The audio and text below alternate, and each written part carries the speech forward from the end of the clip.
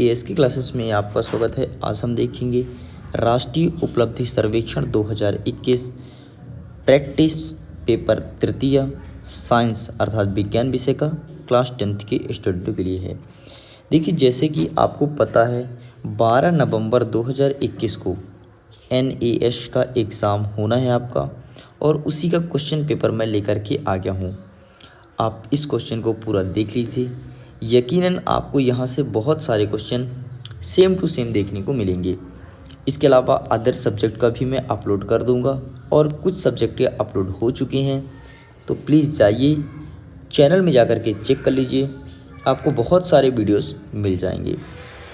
इसके अलावा जिन स्टूडेंटों को इस पेपर का PDF चाहिए वो आकर के मेरे से टेलीग्राम में जुड़ सकता है। टेलीग्राम में जुड़ने के लिए वीडियो के डिस्क्रिप्शन बॉक्स में लिंक दिया है, वहाँ पर जाकर टच कीजिए और टेलीग्राम में जुड़ जाइए। चलिए देख लेते हैं फटाफट किस टाइप से क्वेश्चन आपके साइंस सब्जेक्ट में पूछे जाएंगे। याद रखिएगा स्टूडेंट्स, ये पेपर न केवल आपके लिए है बल्कि मध्य प्रदेश के लिए भी है। समझे नहीं आप? कैसे समझिएगा, मेरी बात को गौर कीजिएगा। देखिए, इस पेपर को देने से आपका रैंक या आपका रैंकिंग स्तर क्या है ये तो पता चलेगा ही चलेगा। इसके अलावा आप जिस स्टेट से बिलोंग करते हैं, लाइक जैसे कोई स्टूडेंट मध्य प्रदेश का है, कोई स्टूडेंट उत्तर प्रदेश का है, या फिर वेरियस प्रकार के स्टेट से हैं, उनके सभी के रैंकिंग जारी होगा आपके इस एग्ज़ाम से।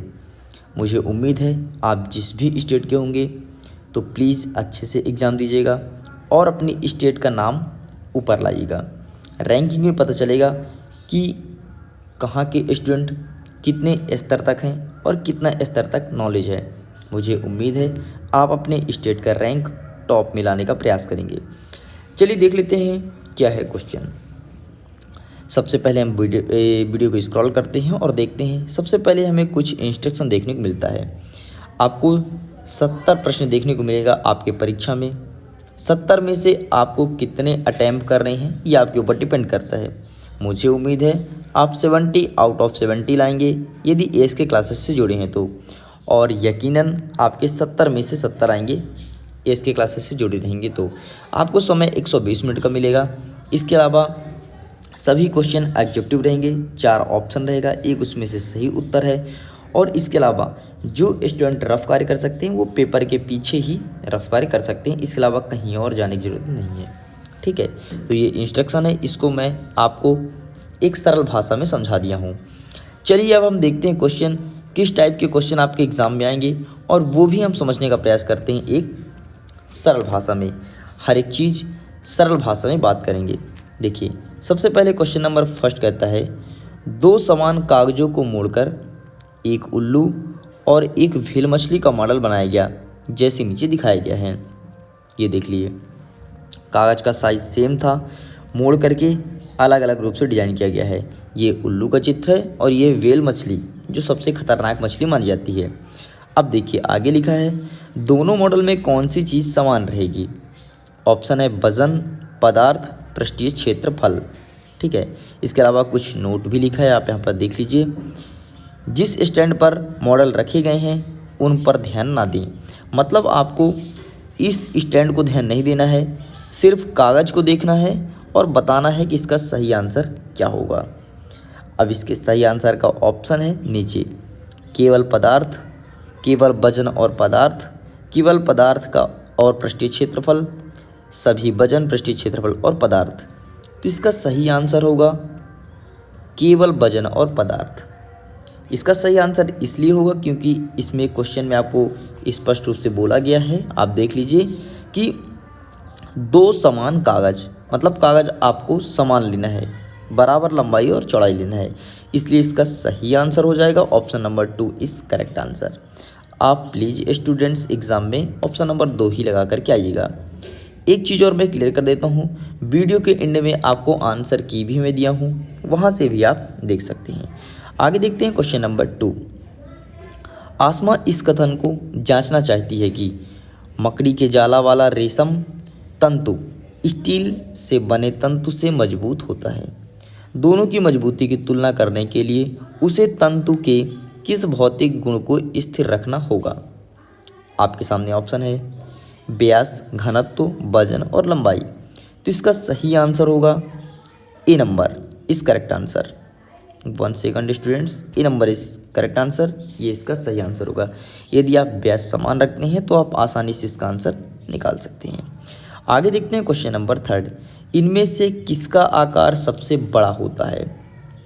आपके सामने ऑप्शन है एक रिबोसोम, एक जानवर की कोशिका, स्वर्ण का एक परमाणु, पानी का एक अणु। तो इसका सही आंसर होगा ऑप्शन नंबर बी। देखिए कोई भी जानवर हो इसका आकार सबसे बड़ा होता है, या आप ऐसे भी कह सकते हैं जो कोशिकाएं होती हैं इनका आकार ही बड़ा होता है। तो इसका सही आंसर होगा option number B is correct answer. आगे चलते हैं क्वेश्चन नंबर 4, पृथ्वी, शनि और गुरु की सतह पर लोहे के 1 किलोग्राम के टुकड़े के बारे में इनमें से कौन सा कथन सही है। गौर कीजिएगा, पृथ्वी, शनि और गुरु की सतह पर, ठीक है। आपके सामने ऑप्शन है, ऑप्शन नंबर फर्स्ट उसमें मौजूद कणों की संख्या समान होगी, ऑप्शन नंबर सेकंड वह समान बल का अनुभव करेगा, ऑप्शन नंबर थर्ड उसका वजन समान होगा, ऑप्शन नंबर 4 उसका आकार अलग होगा। तो इसका सही आंसर होगा option number A is correct answer. आगे चलते हैं, नेक्स्ट क्वेश्चन देखते हैं, क्वेश्चन नंबर 5, सलमान को पता था कि जो सतह वाष्प से ठंडी होती है वाष्प उन पर संघनित हो जाती है। गर्म पानी से नहाने के बाद उसने देखा कि बाथरूम में कई जगहों पर जल वाष्प संघनित हो गई थी। संघनित का मतलब होता है कोई भी चीज़ एकत्रित होना, संघनित कहलाता है। इस चित्र में बाथरूम के बारे में समान दिखाए गए हैं। आप देख लीजिए, ये आपका वॉशरूम है, इसको थोड़ी मैं जूम कर देता हूँ ताकि आपको क्लियर दिखाई दे, ठीक है। जो समान होते हैं वो पूरा दिखाया गया है।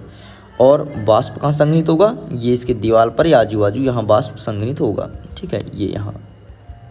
चलिए आगे चलते हैं, जल वाष्प इसमें किन चीज़ों पर संघनित हुई होगी।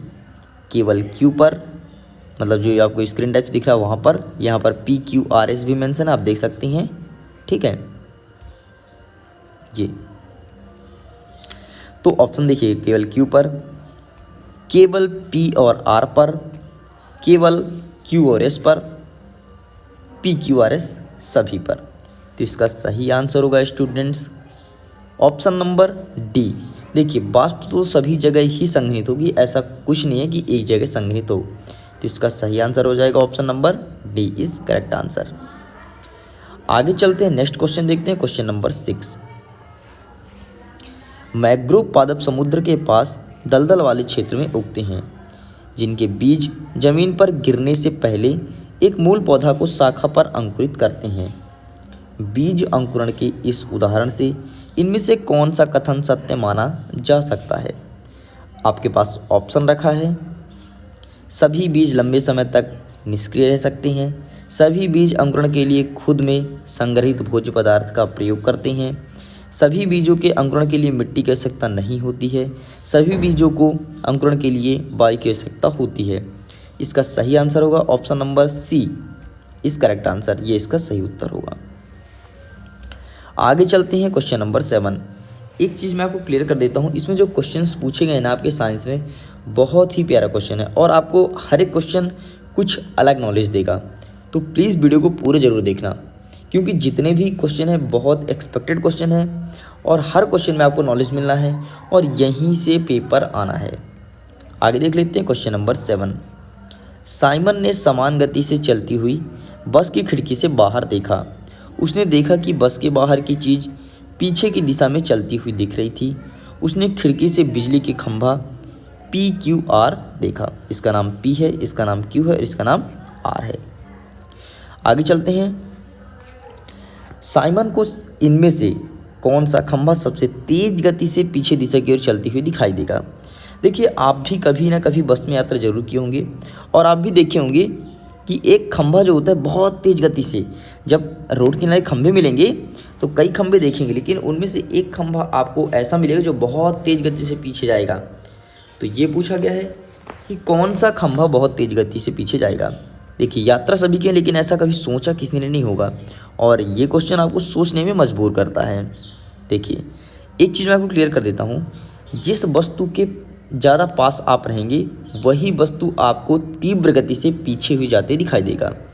सपोज दैट आप यहाँ पर हैं, ठीक है, तो इसीलिए तो ये चीज़ बड़ा दिखाई दे रहा है पी, तो पी इसका सही आंसर होगा, मतलब ऑप्शन नंबर ए, मतलब आपका यही खंबा ज़्यादा तेज गति से पीछे जाते हुए दिखाई देगा।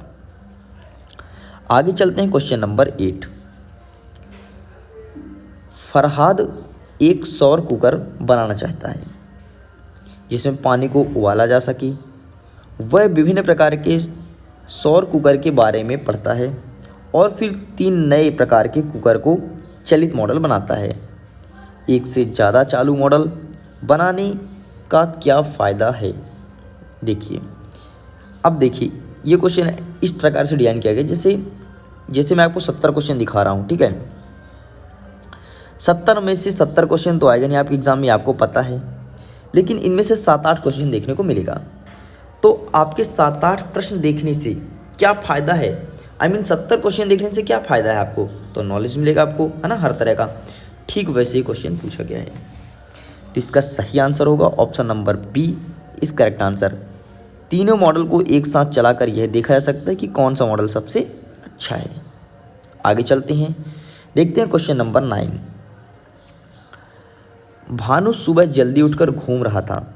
उसने देखा कि सूर्य उसके बाईं तरफ से उदय हो रहा है। 10 मिनट बाद वह सड़क के अंत तक पहुंच गया। फिर वह मुड़कर के उसी तरफ चलने लगा जहां से वह आया था। जाते और लौटते समय उसकी छाया किस दिशा में दिखाई देगी? तो एक चीज़ आपको पता है, जिधर सूर्य रहता है उसके जस्ट अपोजिट छाया दिखाई देता है। तो आप देख लीजिए, यहाँ पर जाते समय लिखा है, यहाँ पर लौटते समय, ठीक है। तो इसका सही आंसर होगा ऑप्शन नंबर बी, मतलब जाते समय पश्चिम दिशा की ओर और लौटते समय भी पश्चिम दिशा की ओर छाया दिखाई देगी, क्योंकि उसने उसी डायरेक्शन में रिटर्न हुआ है। आगे चलते हैं, देखते हैं नेक्स्ट क्वेश्चन, क्वेश्चन नंबर 10। हमारा क्वेश्चन नंबर 10 कहता है, यहाँ 4 वस्तुओं के चित्र दिखाए गए हैं। आपको मैं नीचे चित्र दिखाऊंगा जिन पर अलग अलग प्रकार के बल काम कर रहे हैं। किस चित्र की वस्तु पर बल करने वाले सभी बल सही तरीके से दिखाए गए हैं? अब देख लीजिए, नोट, चित्र में दिखाई गए तीर केवल बल की दिशा दिखा रहे हैं, ना कि उसका परिणाम, ठीक है। आपको केवल फोर्स देखना है, बल। देखिए जूता है, जूता में ये नीचे की ओर लगा रहा है ताकत, ठीक है, गुरुत्वाकर्षण लिख दिया गया है। ये टेबल है, टेबल के ऊपर एक बकेट रख दिया गया है, वो भी नीचे की ओर बल लग रहा है। अब ये एक पत्थर हो गया, ये दोनों तरफ बल लग रहा है, एक नीचे की ओर गुरुत्वाकर्षण और ऊपर की ओर अपकर्षण। और ये एक व्यक्ति एक दीवार को धकेल रहा है, धक्का दे रहा है। नीचे की ओर लग रहा है ग्रेविटेशन फोर्स, इधर लग रहा है अपकर्षण और इधर लग रहा है संपर्क बल, ठीक है। तो इसका सही आंसर क्या होगा ये आपको बताना है। ऑप्शन नंबर ए ये यहाँ पर है आपका, ऑप्शन नंबर बी आपका यहाँ पे देखने को मिलेगा, ऑप्शन नंबर सी और ऑप्शन नंबर डी। तो इसका सही आंसर होगा ऑप्शन नंबर सी इस करेक्ट आंसर, अर्थात ये इसका सही उत्तर है। आगे चलते हैं, देखते हैं क्वेश्चन नंबर 11। हमारा क्वेश्चन नंबर 11 कहता है, दर्द को ठीक करने वाली एक दवा को 2 समूह के मरीजों पर आजमाया गया जिनमें लंबे समय तक बहुत ज़्यादा कमर दर्द था। प्रत्येक समूह में 30 मरीज थे। देखिए आपको जैसे कि पता है, कोई भी नई चीज़ दवा बनती है तो उसका ट्रायल ज़रूर होता है, और ट्रायल ऐसे ही होता है, किसी न किसी व्यक्ति पर आजमाया जाता है, ठीक है। लेकिन उनके घर वाले को बताया नहीं जाता है कि आपके व्यक्ति के ऊपर हम ट्रायल कर रहे हैं, क्योंकि यदि उनका डेथ हो गया तो प्रॉब्लम में आ जाएंगे डॉक्टर्स लोग, इसलिए बताया नहीं जाता है, लेकिन ट्रायल लोग कर लेते हैं, ठीक है। चलिए तो देख लेते हैं इसका सही आंसर क्या होगा। आप क्वेश्चन को ध्यान से पढ़ लीजिए। समूह पहला क्या कहता है, समूह 1 को 1 महीने के लिए रोज एक गोली दी गई जिसमें से 500 mg दवा थी। समूह 2 को 1 महीने के लिए रोज एक गोली दी गई जिसमें 100 mg दवा थी। महीने के अंत में समूह 1 के 25% लोगों ने कहा कि कमर दर्द कम हो गया है, लेकिन समूह 2 के 35% लोगों ने कहा कि कमर का दर्द कम हो गया है। इस परीक्षण को वैध बनाने के लिए क्या करना चाहिए? तो इसका सही आंसर होगा ऑप्शन नंबर डी, तीसरे समूह में रख कर के परीक्षण करना चाहिए, जिसे बिना दवा की गोली दी जानी चाहिए। तब तो पता चलेगा क्या वाकई दवा खाने से ठीक हुआ बंदा या ऑलरेडी अपने से ठीक हो गया है। चलिए आगे चलते हैं। क्वेश्चन नंबर 12, इस आकृति में दिखाई गई व्हेल मछली दिखाई गई है, गहराई पर वायु के बुलबुले उत्सर्जित करती है। आप देख लीजिए, यह आपका सतह हो गया, यहाँ पर आपकी व्हेल मछली है, 1000 मीटर नीचे है, व्हेल द्वारा यहाँ पर उत्सर्जित वायु। ठीक है, इनमें से किस विकल्प के सतह की ऊपर वायु जाते समय वायु के बुलबुले का आकार सही रूपों में दर्शाया गया है? चलिए आगे चलते हैं और देखते हैं। व्हेल द्वारा यहाँ पर उत्सर्जित वायु, option number A, B, C and D, एक इसमें सही आंसर है। मतलब ये पूछा गया है मेरे प्यारे दोस्तों कि बुलबुले कैसे निकलेंगे और कुछ नहीं है। तो देखिए, पहले हमेशा छोटे बुलबुले दिखाई देते हैं, फिर बड़े, फिर बड़े, फिर बहुत ज़्यादा बड़े। तो option number C is correct answer. आप खुद कभी नदी या तालाब में नहाने जाइएगा और गौर कीजिएगा इस बात को, आपके साथ भी ऐसा ही देखने को मिलेगा। देखिए, साइंस में हर एक क्वेश्चन व्यवहारिक तौर से पूछे गया, आप खुद देख पा रहे हैं। जो आप हमेशा महसूस करते हैं लेकिन माइंड नहीं करते, वैसे क्वेश्चन साइंस में पूछा गया है। तो प्लीज़ ध्यान से इस वीडियो को पूरा देखिएगा। चलिए आगे देखते हैं। क्वेश्चन नंबर 13, हंस ने एक बैटरी और 2 तार की मदद से विद्युत बल्ब दीप्ति करने का प्रयास किया। दीप्ति मतलब होता है जलाना, ठीक है, जैसे कि नीचे दिखाया गया है, पर बल्ब दीप्ति नहीं हुआ, पर बल्ब नहीं जला। वह दीप्ति ना होने का उनसे एक संभावित कारण सोचा। उस कारण को जांचने के लिए उसने एक नया बल्ब लिया जो काम कर रहा था। पूरी तरह चार्ज हुई बैटरी भी ली। वह किस संभावित कारण का जांच कर रहा था? अब आपके सामने ऑप्शन है, वैसा क्या देख रहा था भाई कि उसने बल्ब भी लिया और बैटरी भी लिया? ऑप्शन नंबर ए, बल्ब खराब हो सकता है। ऑप्शन नंबर बी, एक तार टूटा हुआ हो सकता है। ऑप्शन नंबर सी, संभव है बैटरी पूरी तरह चार्ज ना हो। और ऑप्शन नंबर डी, तार अलग अलग धातु की हो सकते हैं। ठीक है, और आगे ये लिख, एक सेकंड थोड़ी वेट कीजिए, आगे और सारा क्वेश्चन है शायद। हाँ, आगे ये भी क्वेश्चन से आपके इसी का। प्रश्न में दिखाए गए तालिका की विभिन्न परिस्थितियों पर अलग अलग माध्यम के ध्वनि की गति दोहराती है। तालिका की जानकारी क्वेश्चन नंबर 14, 15 एंड 16 में है, उत्तर दें। ठीक है, तो ये आपको यहाँ नहीं बढ़ना है, अभी इसका आंसर आपको यहीं पर दे करके ख़त्म करना है, ये अलग क्वेश्चन था। तो इसका सही आंसर क्या होगा? आपने सोचा क्या? इसका सही आंसर ये होगा ऑप्शन नंबर बी, एक तार टूटा हुआ हो सकता है। चलिए आगे चलते हैं। ये इंस्ट्रक्शन आपने देख ही लिया है, इसे देख लीजिए। चलिए हम सीधे चलते हैं क्वेश्चन पर, आप इसका स्क्रीनशॉट ले लीजिए। चलिए क्वेश्चन नंबर 14 कहता है, पहली बार की तुलना में जब उसने ध्वनि की चाल दूसरे बार मापा तो संभवतः क्या पता चला? तो इसका सही आंसर होगा ऑप्शन नंबर बी, वह घट गई थी। आगे चलते हैं। क्वेश्चन नंबर 15, केवल ऊपर दी गई जानकारी के आधार पर विभिन्न पदार्थों और पदार्थ की आवश्यकताओं का ध्वनि की चाल के बारे में क्या कहा जा सकता है? तो इसका सही आंसर होगा ऑप्शन नंबर सी, ध्वनि की चाल पदार्थ की अवस्था के अलावा अन्य कारकों पर निर्भर करती है। चलिए आगे देखते हैं। क्वेश्चन नंबर 16, यदि इस कांच को बॉक्स में कुछ उड़ने वाले बेलून में रखकर फोड़ दिया जाए तो ध्वनि की चाल में क्या परिवर्तन होगा? तो इसका सही आंसर होगा ऑप्शन नंबर ए, वह बढ़ गई थी।